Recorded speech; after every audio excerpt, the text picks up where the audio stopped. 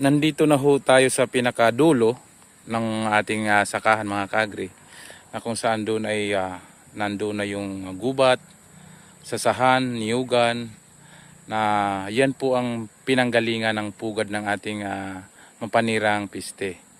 Kaya napakahirap po magbukid sa ganitong lugar, ganitong sitwasyon, compared sa malawak na purong palayan na walang gubat, kumbaga pure rice talaga ang tinatanim.